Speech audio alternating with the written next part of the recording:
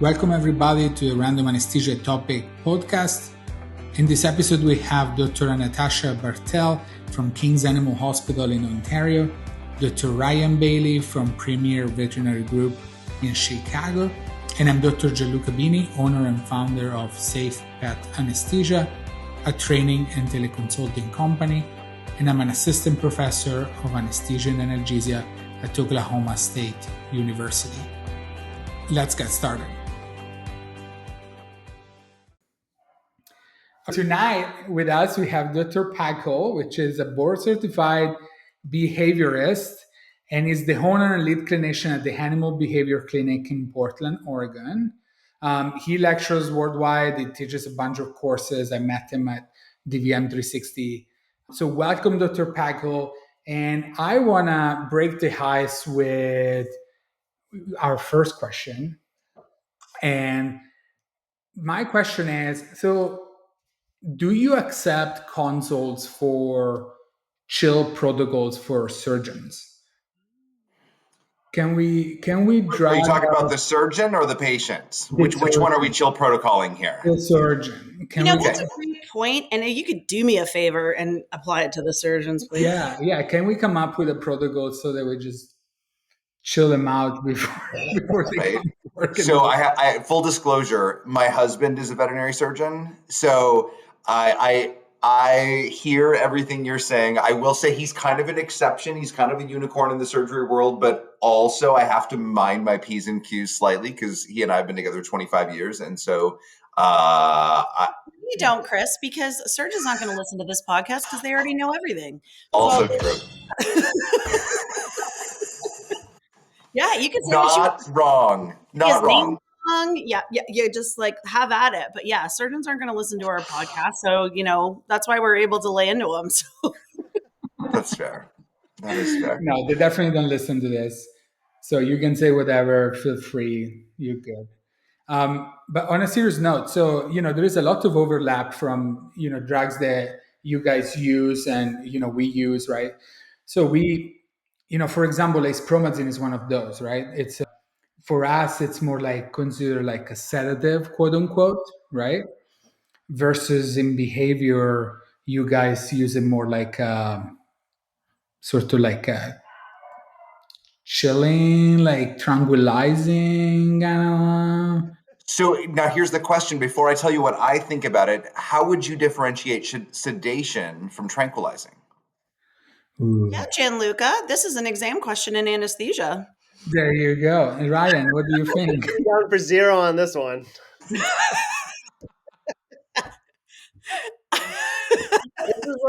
This is like the attack the other day is taking the VTNE, and she's like, "What's the difference between emergence delirium and dysphoria?" And I was like, I don't know. Well, there is in fact a difference because usually dysphoric patients, you can't actually comfort them, whereas emergence delirium, they tend to self-resolve with time, not due to a dysphoric overdose of one of the anesthetic agents. And you can actually comfort them and their eyes will track. So there you go. All right. So there you go, Bartel. Why don't you tell us about tranquilization and sedation? And the difference is one of them, you can actually rouse the patient out of it, and the other one you theoretically can't. Which is which? Just so I know, because not in your world. Right. Well, see, this is where I start to have a semantical and philosophical argument with myself, because I would assume that in terms of tranquilization, that would be the one where you can actually like calm them down and then they're rousable, and then sedation is the other way around. But actually, the last time I checked the textbook, it's the other way around. So yeah, my brain put them in the other direction. Exactly. So, yeah. Oh yeah, because like for me, like tranquilization means you have become, just going back to the, the Latin root of the word, that you are tranquil, but still rousable, but it's the inverse. So yeah. That's okay. Right? Is that the learning first all the things? Good to know. Thanks. That's the exam, Bartel. You can. I know, and I did it on the first time. I think we're done for tonight. Thank you so much for being here. Bye. Maybe we should split the podcast to the senior anesthesiologist and the junior anesthesiologist. There's 1 year of separation between all of us? I actually have no idea. Yeah. That's awesome. So when do Was there a you? question in there somewhere for me? I've completely lost the thread. I thought we were still on the chill protocol. Still on the I thought. I mean, the question was like, so how do you?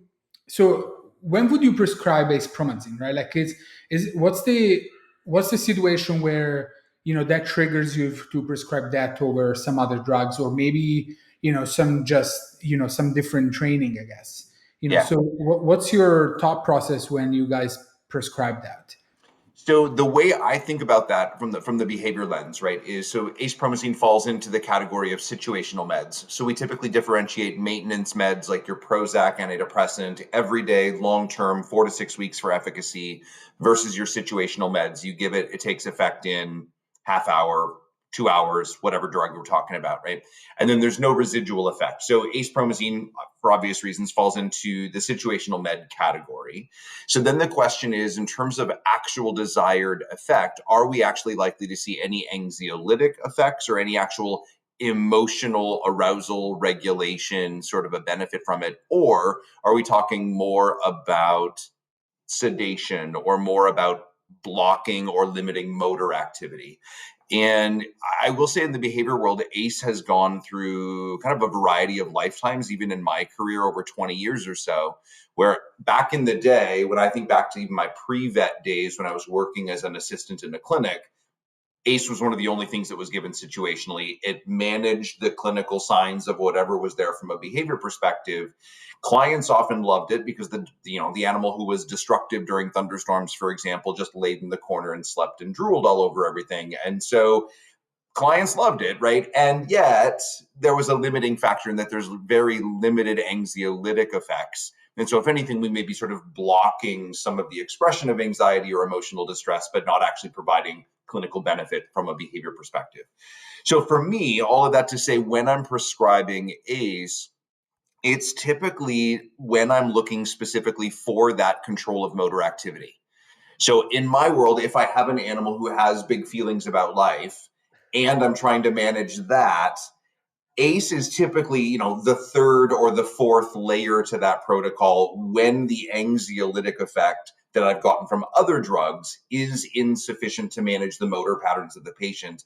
And I'm often using it temporarily, even to control that pattern until we're able to get other training or behavior modification onboarded to actually address the underlying issue. So I will say personally, I prescribe ACE twice a year, maybe. Oh, wow.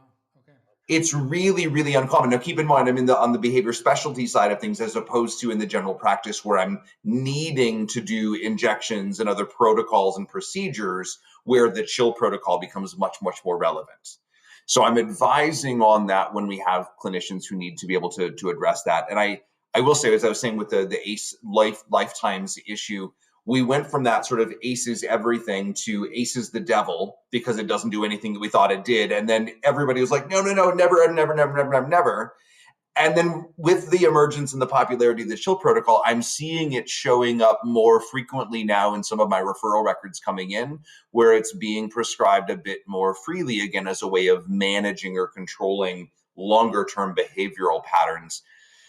I have mixed feelings about that, whether I think that's actually the right way to go, but it is, yeah, it's something that we're likely to start seeing a bit more frequently.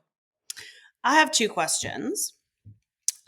Chris, just for the listeners, can you just give us a quick overview of the chill protocol and its indications and how it's actually clinically managed, just so the listeners can catch up? That would be really helpful. Absolutely. Thank you. Yeah, so Chill Protocol was originally kind of put out into the world from the team at Tufts. At least that's my understanding of where it originated, right? So looking at typically a pre-visit pharmaceutical protocol, something that would be given most often to a dog, potentially for other species, but most often to canines, as a way of alleviating some of that emotional distress or creating a bit more of a managed patient for the veterinary experience, either in advance of other sedation or as a standalone, kind of helping the animal feel better about the experience. From a drug standpoint, standard chill protocol typically includes acepromazine, the one we're talking about here, gabapentin, and melatonin. Modified chill protocols, depending on who you ask, may also include trazodone within there as well, but the original version did not include that in the protocol. So we're looking at that, again, typically something that would be administered 1 to 2 hours prior to veterinary appointments, plus or minus 12 hours before that, as a way to kind of facilitate that sedation and overall behavioral regulation and calming. And then presumably, if it works, then we're able to more easily manage that patient within the clinical setting. Let's just highlight that presumably if it works, because that was highly conditional. And my next question was going to be, how often are you using the chill protocol? But I feel like you kind of just gave up the ghost there. So Yeah, it's, I think the thing for me that is sort of an interesting thing about that, and this is actually where I love the intersection between behavior and anesthesia, is if I want an animal to quote unquote feel better, managing that patient with gabapentin, melatonin, and acepromazine is going to be really intermittently effective, I mean, depending on how you feel about gabapentin, right? Tip top. If we get more trazodone on board, maybe it's going to be more effective. But truly, from an anxiolytic effect, I'm a much bigger fan of clonidine or benzodiazepines or some of the drugs where we're actually getting that anxiolytic effect. With that being said, I have a lot of practitioners who swear by it, who love it. I don't know that I generally see that level of effect that would make me say this is going to be my default. I'm not opposed to using it if it works for a particular patient, but yeah. Yeah. I mean, in some practices nowadays, that's the standard, right? Like Yes. there is no option, right? Like every single dog or it comes in with the chill protocol in, right? And there is no option. Like even patients that totally do not need it, they just randomly blanket prescribe it to everybody, right? It's like candies. Oh, that has not happened yet in Canada, but that could be Yeah, I because of don't the tariffs. I don't see one question I had, and I like, do you think, just everyone, there's a big, so like I personally feel very strongly it is a the night before and day of, if you're really gonna do it, it's gotta be the night before and the day of, because like there's something, I don't know if it's our body language, our behaviors at home, something changes before the day before the vet visit. And I find a lot of times those patients who are coming in on these like calming, tranquilizing, sedating meds are not, they're like, there's no effect if they're just the day of. And I suspect it's like pulling food at nighttime, changes in some sort of behavior pattern that we aren't perceptive to, but I think our patients are. So I wondered if you guys have any thoughts on that. So whether to do it both night before and day off, or just I'm pretty much, I'm like 100% across the board. It should always be the night before and the day of the procedure. Yeah. I yeah, think what you're highlighting within that, at least from the behavioral world, is if we're going to use situational meds for whatever it is, thunderstorms, separation anxiety, veterinary visits, we really need to make sure that those meds are on board, give or take 2 hours before the onset of the stressor. It's not 2 hours before the veterinary appointment. And what often gets missed is, as you're saying, if there are changes to routine, especially if we're talking about anesthetic protocols where we're changing the mealtime routine, if I have clients who are not sleeping well the night before, and that, all of those things that get sort of wrapped up into it, then I totally agree. 2 hours before the onset of stress would almost dictate that we're talking about night of. I would say the same thing is also true if I have a patient who has more of a generalized or longer term anxiety issue, that even if the owner is not changing their routine, I think if we're leaning on a situational med, especially if that generalized anxiety is not terribly well controlled, we're asking a lot of that situational med to cut through all of that and alleviate the distress of the actual experience, versus can we, pardon the pun, chill them out the night before and then kind of top them off the morning of and kind of just ride that wave, as opposed to trying to get through all of it morning of. yeah, Nice. no, I that like totally that makes idea. sense. Yeah. Yeah, because my cat, you can't even go into the closet where the cat carrier is before we all get collectively upregulated. So now, Chris, I have something. First of all, I'd like to thank you for being a guest star this evening. Before I say something controversial about behaviorists, which is, I just wanted to, hear your thoughts. For a long time, like you said, acepromazine fell out of disfavor. And I still think it has, right? Like I still have ER doctors who are like super reticent to use it clinically for sedation. And there was this, I don't know which ethos going around that acepromazine was actually not mindful of the patient's welfare because it was not an appropriate anxiolytic, which meant that what was happening is it was sedating the patients, but leaving them in a terrified mental and emotional state, which I personally think is a gross overstatement and, hogwash, because there is dopamine receptor activity, but more importantly, just chilling them out just in a sedative capacity, theoretically, and feel free to comment on this, can secondarily just alleviate anxiolysis outside of a pharmacological pathway, right? Like if you gave me an alprazolam right now, well, that's a bad example because alprazolam is different. But if you did give me, shut up, edit that out. But yeah, like if you gave me the acepromazine right now and like took me down about 5 notches, I think inherently my anxiety drops secondarily to the fact that I'm literally just in a sleepy state. So, and I think that the differentiation there, and again, this is back to like a sedation versus tranquilization, is are we talking about anxiety versus arousal? Where's she going? And Happening here? someone's at the door. Sorry, I get my groceries delivered, which is ironic because I eat Rice Krispies for dinner. So I didn't have time to go grocery shopping because I took a 3-hour nap, guys. Okay, like it's one or the other. For me to judge. So back to what you were saying there. I think the one of the differentiating factors for me on the behavior side is, are we actually getting anxiolytic effects? Anxiety being that apprehensive anticipation of threat, which is inherently an emotional response, as opposed to activation or arousal, kind of that degree of physiologic activation. And the difference is that for some of my patients, sort of deactivating does have a calming effect on an emotional state, that it sort of prevents some of that wind up. And so then I agree that I wouldn't say sort of as a blanket statement that sort of chemical straitjacket effect is going to be there for those patients.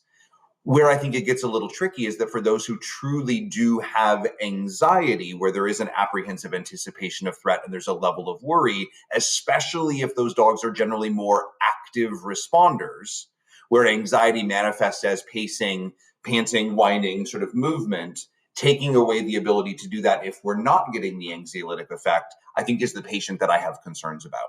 To then say in that scenario, which again, patient selection criteria for everything is key. For that patient, do we take away the expression of that emotional distress, essentially masking it, and then and then potentially still the animal is still experiencing that? So from a sensitizing effect or experiential learning, we're actually still perpetuating that underlying emotional state. And that is something I've had patients over the years, especially back in the day when ACE was more commonly prescribed, where the owners would say, as long as I give ACE ahead of time, we're great. They run out, animal experiences the storm or the separation without that support on board.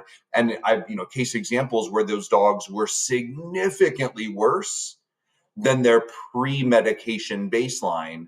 And one of the possible explanations is they've continued to sensitize, but we didn't have visibility of that. And then when the masking support was taken away, do we actually have patients who are actually worse off as a result of it? Not that that's necessarily the case for every dog, but I think it's a relevant consideration when we're figuring out what are we actually trying to achieve. Yeah, that's fair. Actually, I didn't think about that. That's. Huh. Yeah, excellent. Thank you. That was a lot more eloquent than the question I posed, but I mean, again, remember, I'm a behaviorist. By the grocery delivery, so it was knocking, and I was like, "Just put it on the porch." But he was very concerned about the ice situation, so fair enough, grocery delivery guy. I appreciate it, but Fair enough. yeah. I just, so many times, you would see on like listservs and Facebook feeds going back and forth that like ACEs was allowing the patient to be tortured while it was just being physically sedated. And like I said, I feel like that's a bit of an overstep. And really what it ended up happening as a consequence was that it really like threw acepromazine out of the toolkit, and in a way that I think has been detrimental to the patient population, because acepromazine, particularly in cats, can be a really helpful clinical sedative. So yeah, and I think for me, I think coming that maybe not full circle all the way back around, but kind of what was old is new again sort of an idea. I think there's a balance point in there somewhere, where if I think back to when it was sort of the only drug and it was prescribed without any nod to selection criteria or patient need, I think that's problematic. I think completely getting rid of it and not recognizing the value it can have, especially in a multimodal protocol, I think that's also doing patients a disservice. The question is sort of, how are we identifying who within the middle would actually benefit? Do we have awareness of what those factors are to then identify, was it helpful in the way that we thought it was or not? And then to be able to use it on an ongoing basis in the patients for those who it actually is helpful for. Yeah, the surgeons. So I think we can all agree on that. I do want to just add a little note to this ACE discussion, given that one of my coworkers has a big passion for the ACE anxiety issue, and she dug into some older papers showing, like, these are all human-based, human-centric papers. So a lot of them were in very elderly people, I believe, and they showed, improved anxiety scores in some of the older generations of the phenothiazine, like, tranquilizer family. And again, humans are not dogs. Dogs are not humans. I think there's a total difference in, what we are using the drugs for versus, what you're going to be using the drugs for, Chris. Like you said, like, You're going to say what you were using old people for. no, no. I mean, there's a total difference in dealing with someone who had, like, as someone who has a fair level of anxiety in my own personal life. There's a difference in the kinds of drugs I would want to take to manage that level of anxiety I experience and be a functional human who can still do anesthesia versus, like, a dog who's waking up and is either experiencing emergence delirium or dysphoria and needs, something to take the edge off for, a few hours. Well, and I think, especially when we make some of the canines or feline comparisons to humans, one of the big differences there too, especially from a cognition standpoint, is the level of awareness of what's happening around you. Yeah. And to what degree do we have a human who's opting in for care and sort of feels better when some of that arousal has been reduced, but they're still sort of consenting, there's still a participation factor, versus an animal for whom something is being done to them. Yeah. Depending on their coping strategies of how they would ordinarily navigate something like that, I think the chemical effect that we're eliciting can really be profoundly different across those lines. I mean, you're really giving humans a lot of credit, Chris. I don't know the last time you rocked up to an ER or you watched The Pit. Have you guys been watching The Pit? You have to watch The Pit. It is the best medical show. It is. I mean, they gave BiPAP the other day. They got a tension pneumothorax, and I was just like, yes. So yeah, side note, watch The Pit. But yeah, you're giving humans a lot of credit. I mean, That may be true. I don't spend a lot of time in the ER, especially on the human side, thank God. yeah. But, Yeah, That's if a you really good come point, down to though. anesthesia, you'd be surprised how non-consensual some of the stuff is, or like arm twisting. And then if you're my dad who wakes up from anesthesia, he opens his eyes and shouts, "I'm alive!" So he really has a really exciting emergence. That's awesome. Yeah, That's awesome. yeah. So, what do you think about, like, from a behavior standpoint, right? Like, what do you think about this quote unquote abuse of the chill protocol, right? Like, what's your thought on that? Like, do you think it's fair game? Like, the fact that it makes your life easier as a vet sometimes. Do right. you think it's fair game, or do you think it's something like, people are a little bit like gabapentin for pain management, right? Like, where people are abusing it like fucking candies, right? Gabapentin is the new famotidine. You can't get into the hospital without it being administered, right? Like the new famotidine. It's default on every on. It's like walk in the door, you get Serenia, you get GABA, you get, like, and it's like, can we all calm down? So, what do you think, Chris? I have mixed feelings about it. On one hand, I support more widespread use of anxiolytics from the standpoint that what we often do in the clinic is stressful from the patient experience. And I obviously see some of the maybe not the worst of the worst in all cases, but those animals who don't have the ability, they don't have the resilience to withstand that trauma. And so then I see them when we're really trying to rebuild an emotional coping strategy around what for a lot of animals is actually relatively well compensated for. So again, my lens is a little bit slanted in that direction. So I think being mindful of patient experience and being more liberal with the use of support options, I absolutely agree with. And I actually, as you see with a lot of these patients too, an animal who is either, let's say, immobilized or is experiencing some of the, I don't know what the right word for it technically is, but some of the borderline obtunded effects that we can see from either gabapentin or trazodone, especially for some of my herding breed patients with generalized anxiety, they don't feel better, but they absolutely feel different. And for many of them, that is a really uncomfortable way to be. And so I worry that if we're looking at patients where we're basically just saying everybody across the board gets your chill protocol, gets your trazodone, gets your whatever, number one, I don't know that we even know what our baseline was without that to know if it's making a difference for comparison. Or if we then have a negative patient response or a negative patient experience without that baseline, did we actually precipitate a more difficult clinical experience for that animal by putting something else on board that they're not accustomed to navigating? And then we sort of label that patient as fractious, refractory to treatment, more meds, more meds, more meds. And if we're dealing with practitioners who may or may not fully have that ability to differentiate what is doable with low stress handling or fear-free protocols or reading the animal and truly, sometimes people kind of roll their eyes when I say this, but truly engaging the animal in conversation.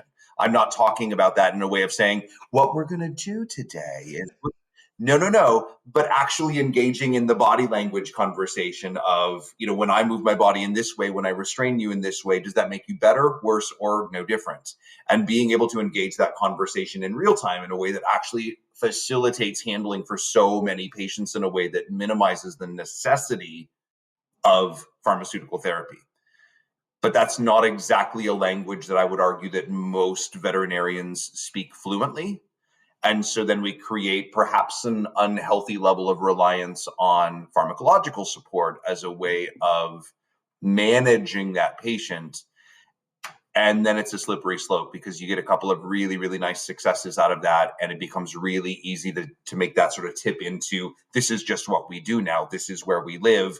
This is how we do it. Here's our protocol. Easy peasy. And we don't have to kind of think about it anymore. Oh, he says that to 3 anesthesiologists who just recorded a podcast about how we do 98% of our anesthesia the same way.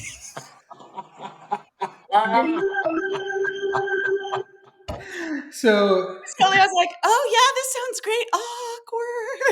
Awkward. There's nothing wrong with that as long as your protocol works for 98% of the patients, or you have the ability to adjust in real time, right? It's an option. 100%, Chris. I have 100% success 100% of the time. Like, hello. Oh God, yeah, no, that was pretty funny. I was like, oopsie. So Ryan, you were saying, do you use the chill protocol a bunch? I do not. Okay. The chill protocol came around. I don't know when it became popular, but it was not common. So like I'm more yeah, I definitely fall in the fractious patient who is somewhat less tractable and is coming in for their appointment. I do advocate for some sort of gabapentin or trazodone combination the day before the night before and the day of, just to facilitate our handling and our safety. Is it the best? Like long term, definitely not the best option. I thought you were just darting them out in the reception area. Yeah, exactly. That's exactly. I just, I do. I get the dexmedetomidine gel, and I just like squirt the whole tube all over their mouth. I mean, that's not a bad philosophy for some of my patients. So that's all we get sometimes. So Do you use the Sileo a bunch, like the dexmedetomidine gel?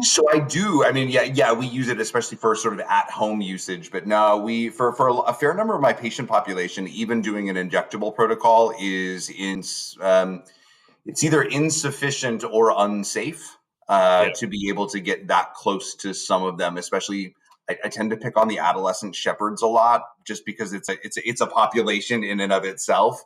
And the biggest difference for some of those dogs, not just the adolescent shepherds, but the difference is, and this is actually a place where, again, the behavior anesthesia interface is actually a real one, is that if you want that animal to feel better emotionally, you want them to feel more settled, more comfortable, more trusting, I can prescribe the heck out of that, either on a maintenance or a situational basis. But if you have an animal that has a learning history that suggests being in the clinic is an unsafe experience, and they've learned that aggressing preemptively is the best way to maintain your own sense of safety and well-being, I don't care how good I make them feel with pre-visit pharmaceuticals, they're still going to do what they do in order to maintain safety. And so the moment I recognize that pattern within one of my within one of my cases, the pattern is then to say, well, you don't need them to feel better, you actually need them to do less, in which case then I'm defaulting over to anesthetic protocols to say, what does it look to just make them sleep so we can handle them safely, not just trying to kind of manage our way through with a feeling better, so to speak. Damn, that's like so smart. Like nothing I ever think about is like, I mean, I do like, you brought up a lot of good points, Chris. I think one of the best points is like we cannot converse with the dog, and this dog did not opt in to get the TPLO at all. In fact, he's fine with the way he limps around the yard and whatever, and he does not understand his knee needs to be repaired because the owner still wants to run him 3 miles a day or whatever it is. And so like we can make this dog feel good, but he learned a long time ago that he has this maladaptive coping strategy to like attack, and that has worked for him. I And feel like like I'm being described. That's exactly how I am in clinics, right? Like if someone rocks up with some dumb anesthesia comment, right? Like I'm going to be like, I'm an adolescent shepherd and you need to get out of my induction space. So yeah, I don't know if I feel supported or attacked or whether I'm in consult with Chris. At the very least, I think you're seen. We see you in this conversation. We see you, we hear you, we acknowledge your presence in the room. Yeah, I feel like you described my entire experience as an anesthesiologist, which is you basically have to fight. And so now that's the default. Like you could sedate the crap out of me, and I'm still gonna like come out sparring on the alprazolam. So yeah. Yeah. Is it like one for you, one for them? Is it? Well, Beanie, as you know, I prefer most human beings unconscious. I think we, as anesthesiologists, we have this weird, like, I think it's actually a behavior issue, right? Like where we have this like aversion to humans. We have, and That's because we spend most of our time as surgeons. Like, what do you expect to happen? God, like, yeah.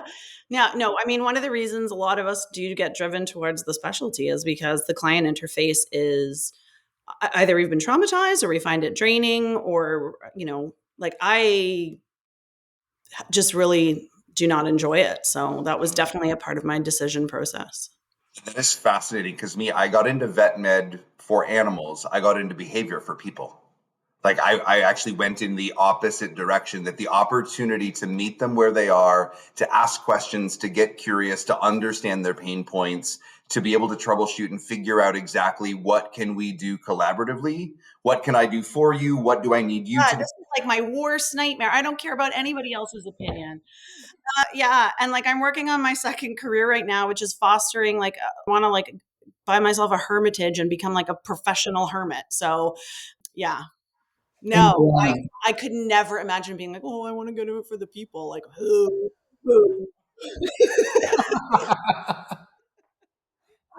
So to lighten up the mood, what's your favorite hot dog, Chris? Because Ryan is a hot dog connoisseur. He has like books about hot dogs, and he just what's your how do you eat your hot dogs? In Reykjavik. In okay, how did So you get as soon as you started asking the question, I can't tell you exactly what it was, but so we were. I was speaking in Iceland about 2 years ago, And one of the things that is sort of, if you're looking at the Reykjavik, like things to do, there is this hot dog stand that is like one of the things to do. And my husband and I were like, meh, it's a hot dog. Sure, we'll try it. We're here. Check the Ryan's box. face. Right? I know. Just hold on. Don't judge me quite yet. Like, I'm not a connoisseur, so like I'm sure it'll be good. Like, I'm sure it will be. I think we visited every single day we were in Reykjavik. I'm like, this is the best fucking hot dog I've ever had in my life. And there was like, again, there was a crunch in there. I don't know if it was potato chips in the bottom or there was something else. And the sauce that was, again, it sounds completely bizarre. The texture, the pop, the bread, everything about it was as close to perfection in a hot dog as you can absolutely imagine. So you might, if you haven't been, it's a hot dog stand sort of just in the kind of the downtown area. Again, you won't have to like Google it. Reykjavik hot dog, boom, you'll find it. And it was the best hot dog I've ever eaten, so much so that I ate many of them. Well, now we know where Ryan's going on his next That's vacation. a glowing endorsement. Like, to go when you're in a foreign country and there's many things to eat and you're like, this hot dog is the one I'm going to go back to. All right, I'm sold. There you go, Ryan. You're booking. It's like it's right up there with like the Greek yogurt and honey on Santorini. Like looking at the caldera, like it is up there next to this hot That dog. is like a wow. Ryan, maybe you should consider just becoming like a hot dog travel writer where you just like basically travel the world. This could be a great show where you just travel the world visiting like famous sausage and hot dog stands. And, you know, you'll be dead in 5 years from coronary artery disease, but it'll be worth I'll it. be happy. You'll be dead and happy. Yeah. I'll feel good. You can be the new Stanley Tucci. I mean, that would be my dream. Like, to tour the world just eating all the various hot dogs and sausages would be like, what better life? Like, what a good life. You know, honestly, I don't disagree. Like, it's clearly better than being an anesthesiologist. Wah, wah. Which, to the earlier point though, is probably a little bit because of the lack of client interface. Because our clients are our coworkers. Yeah, and they're honestly, I swear to God, 99.8% of the time, the anesthesiologist's worst enemy is another veterinarian. Yep. Yeah, I feel so unsupported by other like clinicians and specialties. It is unreal. Aww.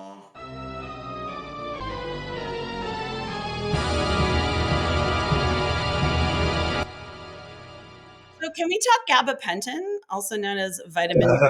If I can shake off the sadness that I feel for your profession, sure.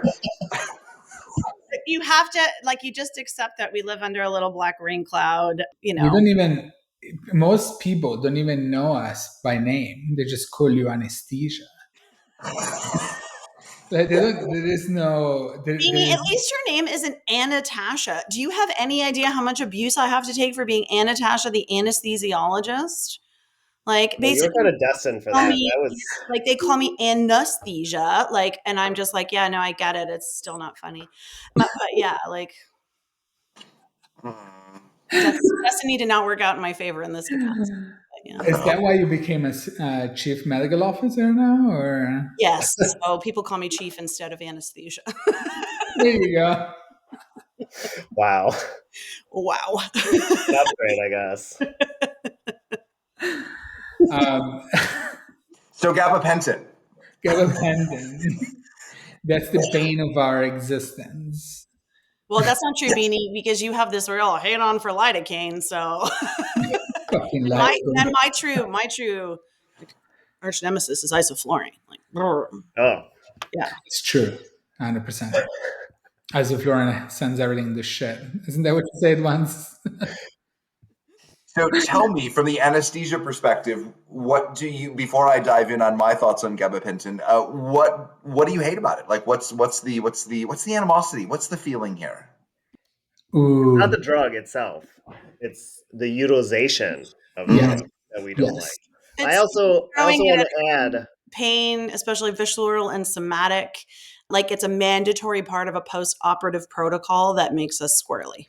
Mm. I want to add a thing I learned from the human side when I was in the pain clinic is like some humans, like to to your earlier point, Chris, about how patients feel different, some humans swear by it. It is like it changed their lives. Like their lives were materially better by going on gabapentin. They felt better. They were like it's life changing.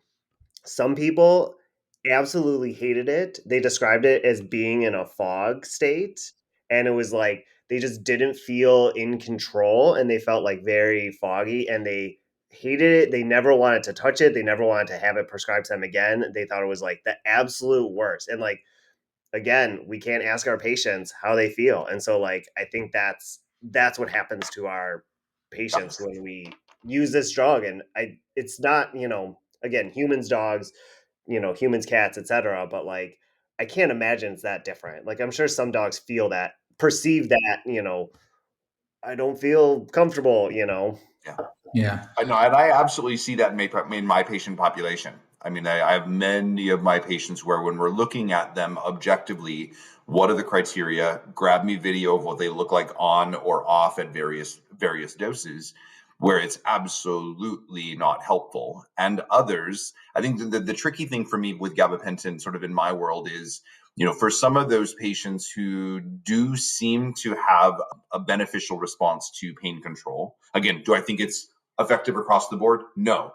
But we do have some of those patients where it does seem to be effective for whatever it is that we're treating. But the big question that I have is when we're looking at a med that can have some degree of sedation, depending on the patient, and potential for pain control, again, potential depending on the case. We also know that at least on the human side, there's not a lot of controlled studies on the anxiolytic effects, but it is sometimes used as an adjunctive for a maintenance anxiolytic protocol in combination with an antidepressant. Then I do have some of those patients where as a mood altering substance, it can absolutely be incredibly profound in the effect. But again, patient selection and really asking the question, not just this is what I prescribe because you've got behavior issues. So here's your Prozac, here's your gabapentin, here's your trazodone. But what am I actually trying to support for you from a physiologic standpoint, actually looking at that psychopharm angle of things? What am I actually trying to do?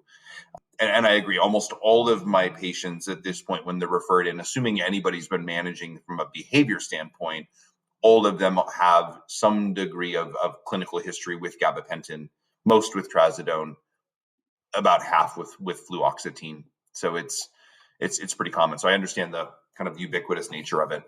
Yeah. And I also think, I mean, chime in everybody, but I have an ethical consideration for discussion, which is, if we're giving every single, patient X drug and 3 out of 100 are reacting, like, I'm not sure that's the appropriate way to practice, right? Like giving gabapentin specifically in case there's a, benefit particularly from an analgesic point of view, which I find highly tenuous. Like, I mean, I've had cases refer to me, like huge, like dental root abscesses with like facial cellulitis, and they get transferred over on gabapentin only. And it's just wild to me how inappropriate that is. But if you give, 100 patients, gabapentin and 3 for whatever reason react, for me, that's an ethical consideration to what happened to the other, 97% of that population. Like I said, it's the new famotidine. Like we hand it out like it's a multivitamin, and we really don't spend a lot. We treat it as being so ultimately benign. Yeah. And I disagree with that both physiologically and probably in your case, like behaviorally, right? Yeah, it's not benign, and I think that's one of the concerns that I appreciate you bringing that up, Tasha, because it's one of the things that at least when I'm talking with my clients and we're trying to come up with whatever protocol we think is the right thing to do for them.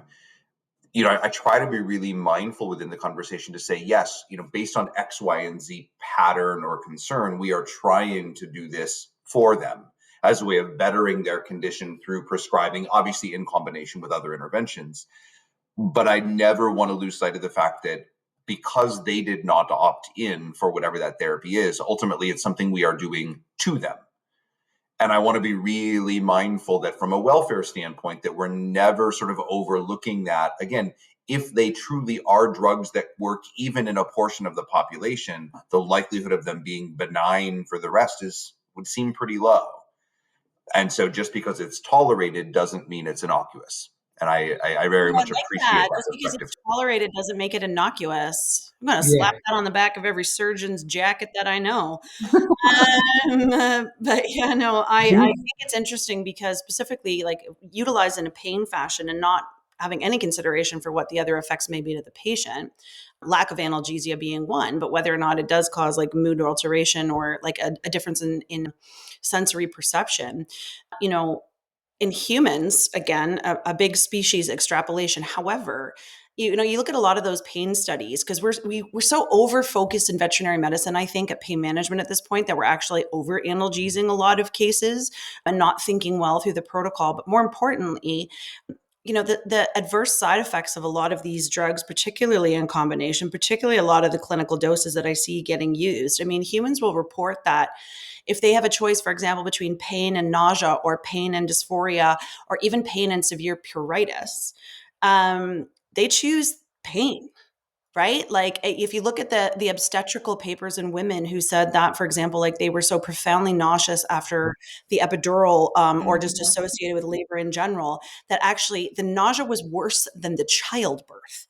Right. You know, and the patients that they have who, for example, they put on methadone because they're addicts, right? And so they're trying to do like a weaning protocol for an opioid addiction.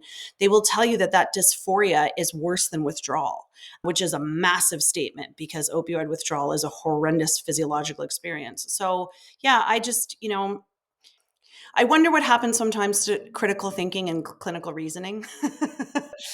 And right now, like I find like the abuse of gabapentin is overall It's like huge. landing in a way that actually I think is detrimental. It's huge. Like people dispense it like if it's an actual true, tried and true analgesic, right? Like, you have patients that just go home on that, right? And I'm like, what the heck is And wrong? instead of like, for example, an NSAID, because he threw up once 25 years ago, so we're not going to give meloxicam, but I'm going to send him home after an X lab on 100 mgs of gabapentin, and I'm like, well, why don't you just dance around with a stick and sprinkle like rain over it? Like it's ridiculous. Like yeah, but I'm like, yeah, we've tossed NSAIDs out. Right. And there's so many preclusions or exclusions for NSAID use, and they're so much more efficacious. But God knows we'll give gabapentin. Yeah. Yeah. Yeah, Right. it's definitely abused. That's I think that's definitely bad. When Yeah. something goes from being a tool in the toolbox to being blanket dispensed to everybody Yeah. for dubious reasons, like and people forget about this, but there is placebo effect is real, right? Even in vet med, right? Absolutely. And It's it's real for the used. client. It's not real for the patient, right? Like if you have a limping dog, you put them on GABA and they limp, right? Like the patient is still painful unless obviously it's a functional limp. So the owner However, perceive that it's improved, but an animal can't fake a placebo effect, they right? can't. However, and this is again when we're working through the client, basically on sort of who is reporting benefit or not. It's one of those things that's really important. There was a study that was in the popular press, at least I think it was the New York Times, probably 4 to 6 weeks ago, and they were reporting basically observation skills in sort of your average human, and if they were shown video examples of dogs in variety of scenarios based on the story that the individuals was sort of told about what they were seeing, the interpretation of what was observed as the same video clip across different scenarios was interpreted completely and totally different. And so it's a fascinating sort of a thing about the trick of observation. And so if I'm told that this is a pain medication and I give it, and then I see 17 tail wags in the next 2 hours, I'm more likely to see those as a positive indication of affect and comfort. And that's going to stand out because of that observation bias. And then I'm more likely to report, which perpetuates the perception that it was actually helpful both for the prescriber as well as for the administrator. And now we've got, again, that kind of dogma being perpetuated with or without actual objective data to support it. Exactly. We give humans way too much credit, like I said, but yeah. I think that applies also to the prescriber as well, right? Like the observation bias, it's yes, from the owner standpoint, which of course is going to alter what they report about their dog, but or cat, but you know also people that do prescribe it, if they have the mindset that that's going to definitely work, they have that observational bias that, oh, this thing is actually working. Like, and we see it with several drugs out there, right? Like there is drugs that have been advertised to have a super long duration of action for analgesia. And in reality, Like subcutaneous ketamine? yes, that's one of them. And there is zero evidence behind any of that, right? Like, and it doesn't even make sense whatsoever, right? Mhm. But people still believe some people still swear by it, right? And it's probably placebo, and it's probably some observational bias in there, but it's hard to get rid of it. Yeah. It's really It's hard. super hard. I think that placebo, I mean, I'm all for placebo if you're, for example, like, if I'm the patient, because obviously like that, the mental processing and the emotional regulation associated with healing is an important part of like Yes. the mind body balance. But you can't, like, I can't give my cat with pancreatitis like an Assisi loop and explain to her that it's like analgesic and that, and like set her up for bias. So either she improves pain wise or she doesn't. And then I have to be cognizant of my own bias towards that. But like I said, the placebo effect can have improved medical outcomes in people. But I really, really struggle to believe that that is true in our pet population. So it's interesting when we look at some of the human animal bond dynamics. I do wonder though how much there can be some of that. I don't know what the right terminology would be, but transference of placebo benefit. That if you have an owner who is, as an example, who is sort of worried about the overall health and well-being or physical comfort of their animal, but now I've got gabapentin to give you, so I feel better, so I'm breathing more easily, and therefore that cumulative stress is less impactful in a negative way. Does the placebo effect actually have some carryover if it changes the conversation or the dynamic? Which again, wouldn't be an actual direct effect on pain per se, but if we're looking at some of the other pathways that we're sort of looking at there, I do wonder. Yeah, no, in other words, we should also sedate the owners. That's what you're saying, Chris? We would talk through it a fair amount before I would go down that pathway necessarily, but See, at the end of the day, you're secretly going to end up being an anesthesiologist because you realize that everything is better unconscious. I have to laugh. I'm one of these people at conferences. Beanie knows this. So I'm at conferences and I am like the social butterfly. Like I am in the midst of it. Like give me an exhibit hall and the opportunity to like socialize and engage in conversation. And I'm the one at the front of the room answering every single question, literally until I'm the last one in the room and they're turning the lights out on me. So that is my worldview of how I approach things. So very much at opposite ends of the delivery of veterinary care perspective, perhaps. Yeah, no, if you go to an anesthesia conference, there's always a social function, which is attended by less than I think half of the people, because people like the other anesthesiologists will be like, I'm not going. I don't want to see the other anesthesiologist. Like that's how little we like people. We don't even like each other. So, right. And like if you go to like the actual exhibit hall between lectures, like everyone just walks with like their face down because they don't want to make eye contact and have to talk to a rep. Like, yeah, like this is wild. Like if I went to a behavior conference, I'd be like, oh, overstimulated. Oh my god. For sure. For sure. We should do that. We should hijack on a behavior conference. I And would love to see y'all sitting in the corner just like watching the craziness that unfolds. Like the last behavior conference granted this was after the bar closed, but we were doing a human pyramid on the streets of Minneapolis. And I think we had 4 layers to the pyramid. I mean, literally this is what was happening. I have a picture of it somewhere. Yeah. I can't Different. imagine that happening at an anesthesia The conference. last conference I went to with Bailey, he texted me telling me he was refusing to come to the social function and to meet him at the tequila bar down the street, but don't bring anybody. And that tequila bar was the best margarita I have ever had. That tequila bar is one of the most fun bars I have ever been to in the world. But yeah, you were just like, it only has like room for 8 people. So you're like, don't bring anyone. And I was like, Yeah. who was I going to bring anyway? I don't like anybody. So It was like a car garage like length. Like it was as big as the room I'm sitting in right now. Yeah, Amazing. and the drinks were just amazing, and it was just like, yeah, it was like The beside a mullets. dumpster, and like it had like a metal like drop down. I'm like, oh Yeah. god, it Where was And the was this? mullets. Sydney, Australia. Sydney. But Sydney, Excellent. Australia. But yeah, he literally texted me from outside the conference being like, yeah, I'm not coming. Meet me somewhere secret. I had been there for a few minutes and I was like, I get it. I'm going to go now.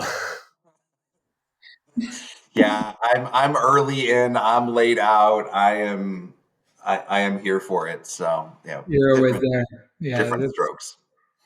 So, do you guys, behaviorists sometimes they do prescribe fluoxetine, right, to a bunch of Absolutely. patients.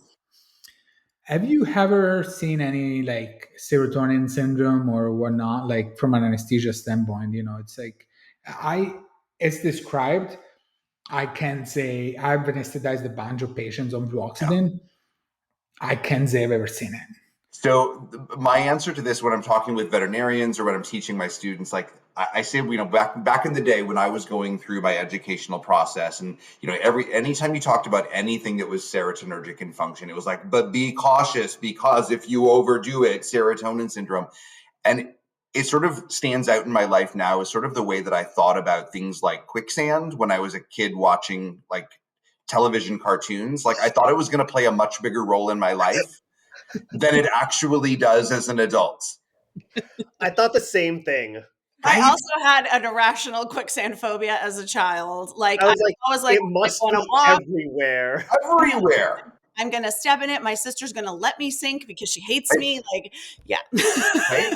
Right? And it's going to happen in like seconds. Anyways, so like to me, that's serotonin syndrome within my world and the prescribe. Like, can it happen? Absolutely. With that being said, the only times that I'm ever typically even kind of aware of it as a potential is either in cases of acute overdose. So the cat that ODs on venlafaxine, for example, because it tastes yummy to them. Well, I don't know why, but it does. So like something along those lines. Or if we have a patient who's been on, let's say, maintenance fluoxetine, and they go into a new clinic and someone's like, oh, I think they have cognitive dysfunction. Let's throw anapril or selegiline on top of that. And we're doing an SSRI MAOI combination. Okay, that's one of the times where it's more likely to be reported. But standard dosing, clinical usage, monitoring just for routine, function and tolerance. Nah, I can't think of a single case truly in 20 years where I was like, that was that. Not to say that it couldn't have happened, and I see some cowboy doses coming in for some of my patients, including, oh God, this morning, literally, I was doing a consult and like this owner doing their due diligence of doing what's been giving what's been prescribed, but they were listing it was just crazy doses of all of the medications. And I was like, wow, and your dog is bouncing around like an out of control Labrador. So clearly they're doing okay and not dying of serotonin syndrome. So mindful, not concerned, generally speaking, as long as I'm only sort of when I'm using one antidepressant at a time. That's my main concern. Do you have any like idea or speculation? Like, is it a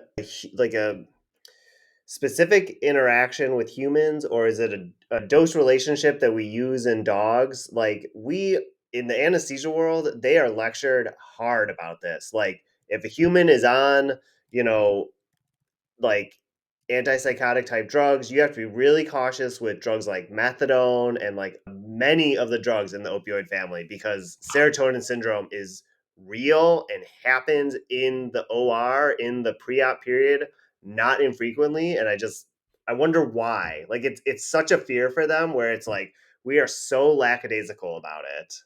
Yeah. No, no, not at all. So of the drugs that we're using routinely in the veterinary space, which would be the parallels, right? In terms of where that's likely to show up.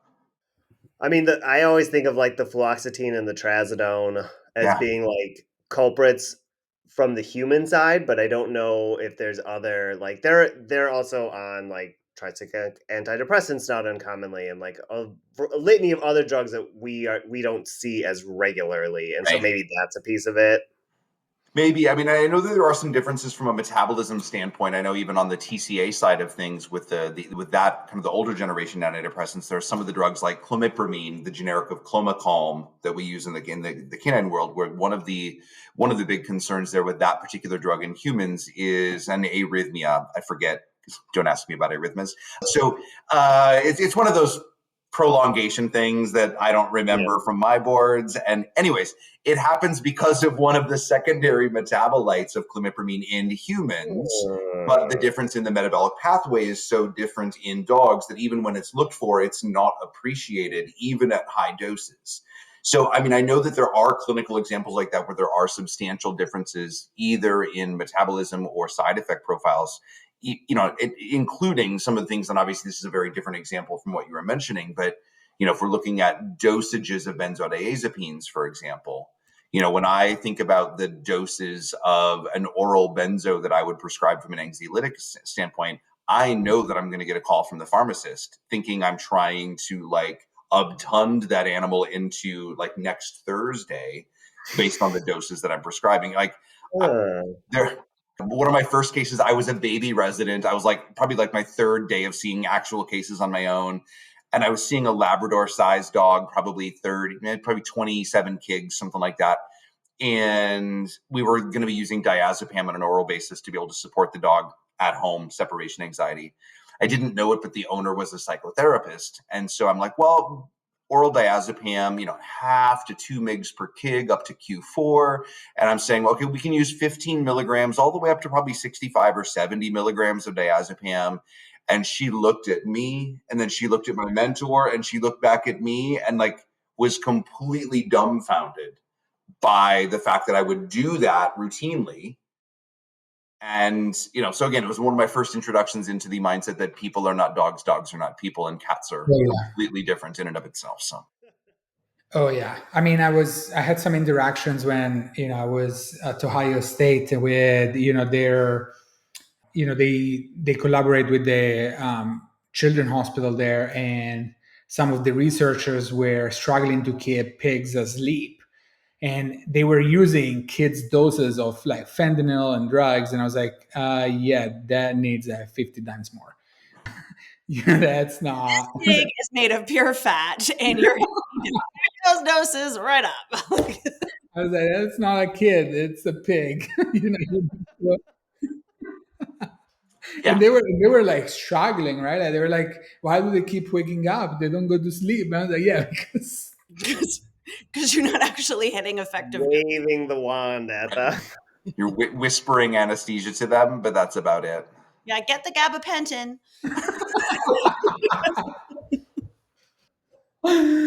that's awesome, guys. Well, we're coming up on the hour, so I guess thank you so much for being here, guys. Thank you so much, Chris, for coming in as our first guest ever for the Random Anesthesia Perfect Topic first podcast. guess. Like great sense of humor. Yeah, yeah. It is the best. That's why I was Thank like, you. if it has to be one, it needs to be you. And so, I Praise understand. indeed, praise indeed, because as you may have discerned, we don't like anybody. So Well, and the fact that I Apparently like survived each an other. hour hanging out with 3 anesthesiologists, like this is an epic new for me as well. So, we didn't even cocktail tonight because we were trying to a little bit seem professional and be on somewhat good behavior, but normally we cocktail when we do this. So well, if you ever invite me back, I will totally do that. I'm still at the office today, so I'm still in work mode, being on the west or the best coast, depending on how you interpret that. And so I'm still at the it's office. better than the ice storm here in Ontario. So Also true. Yeah. well, thank you so much, guys. We appreciate you. See you next time. Bye. bye.